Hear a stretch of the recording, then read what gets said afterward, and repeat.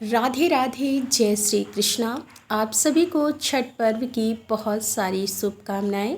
भगवान सूर्य नारायण देव की विशेष कृपा आप पर और आपके परिवार पर सदैव बनी रहे।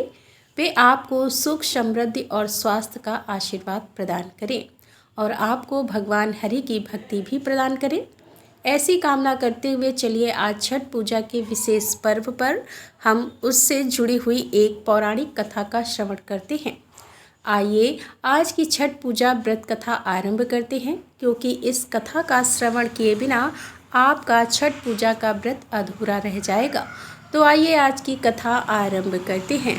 प्राचीन काल में प्रियव्रत नाम के राजा थे। उनकी पत्नी का नाम मालिनी था। दोनों पति पत्नी सुखपूर्वक अपना जीवन व्यतीत करते थे।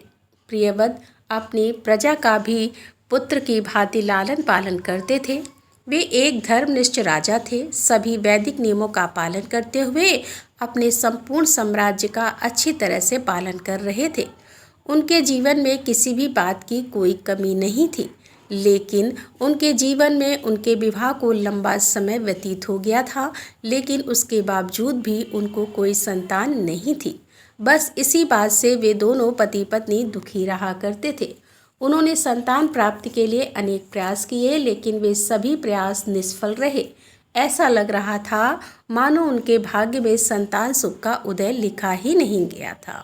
अब एक दिन महर्षि कश्यप उनके राजमहल में पधारे और तब राजा ने भी बड़े आदर और प्रेम पूर्वक उनका स्वागत किया। महर्षि कश्यप अत्यंत विद्वान ऋषि थे। वे प्रिय बदम राजा को देखते ही समझ गए कि राजा किसी गंभीर शोक में डूबे हुए हैं।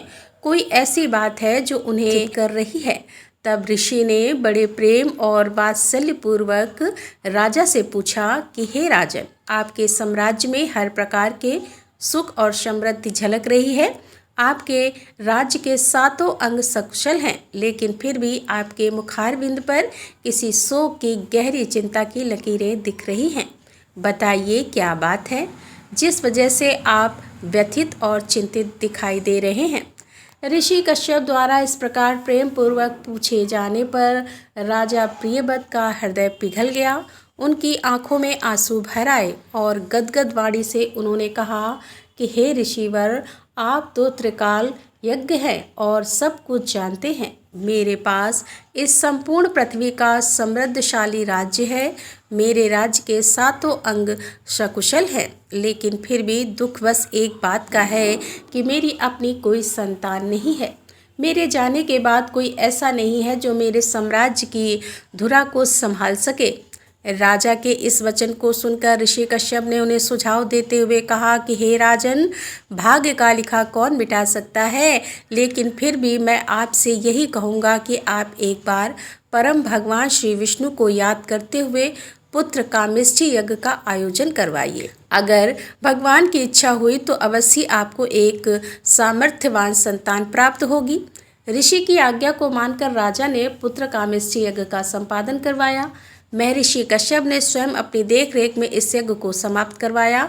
यज्ञ संपन्न करने के बाद महर्षि ने राजा प्रियव्रत की पत्नी मालिनी को यज्ञ का प्रसाद खीर रूप में खाने के लिए दिया और खीर का सेवन करने से मालिनी ने कुछ ही समय में गर्भ धारण किया।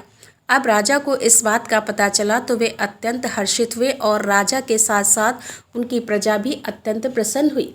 समय के जाते हुए महारानी मालिनी ने एक सुंदर पुत्र को जन्म दिया, लेकिन वह पुत्र मृतक था।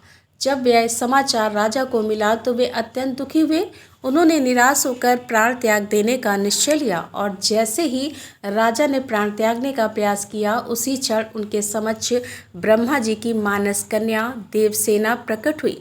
उन्होंने कहा कि सृष्टि की मूल प्रवृत्ति के छठे अंश से उत्पन्न होने के कारण मैं षष्ठी कहलाती हूँ। उन्होंने राजा प्रियव्रत से कहा कि वे स्वयं षष्ठी देवी हैं। वह पुत्र का सौभाग्य प्रदान करती हैं और इसके साथ ही जो भी मेरी सच्चे मन से आराधना करते हैं, मैं उनकी सभी मनोकामनाएं भी पूर्ण करती हूँ। अगर राजन तुम मेरी विधि विधान पूर्वक पूजा करोगे तो मैं तुम्हें पुत्र रत्न का वरदान दूंगी। तब देवी की आज्ञा मानकर राजा प्रियव्रत ने कार्तिक मास के शुक्ल पक्ष की षष्ठी तिथि पर देवी षष्ठी का विधि विधान पूर्वक पूजन करवाया और उसके फलस्वरूप राजा की पत्नी फिर से गर्भवती हुई। और उन्हें एक सुंदर सामर्थ्यवान पुत्र की प्राप्ति हुई। और ऐसा माना जाता है कि तभी से यह छठ पर्व मनाना आरंभ हुआ। जिस दिन छठी मैया की पूजा अर्चना की जाती है, महिलाएं इस व्रत का पालन करके कठोर नियमों और उपवास का पालन करती हैं और अपने संतानों के सुखाकारी के लिए छठी मैया से प्रार्थना करती हैं। और इसके साथ साथ सूर्य नारायण देव की भी विशेष पूजा अर्चना की जाती है और माना जाता है कि ऐसा करने से छठी मैया उनकी हर मनोकामनाओं को पूर्ण करती है। यह पर्व भगवान सूर्य देव की आराधना करने का श्रेष्ठ अवसर है और इस व्रत में सूर्य देवता और छठी मैया दोनों की उपासना की जाती है।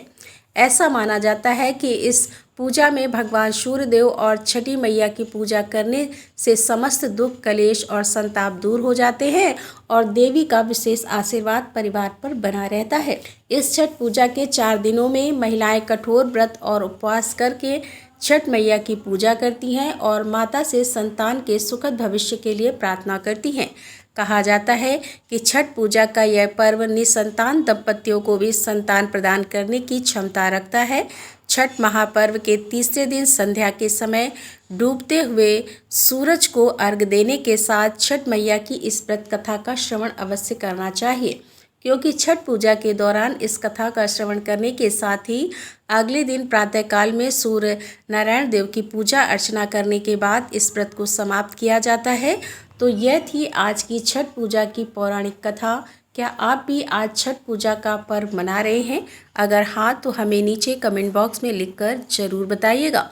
और ऐसे ही पौराणिक कथाओं का श्रवण करते रहने के लिए आपके अपने चैनल रीता शुक्ला को सब्सक्राइब करके रखिए, नोटिफिकेशन ऑन रखिए। और अगर आज की यह कथा अच्छी लगी है तो उसे अपने मित्रों और परिवारजनों को भी सुनाइए, उन्हें भी यह वीडियो शेयर कीजिए। राधे राधे, जय श्री कृष्णा।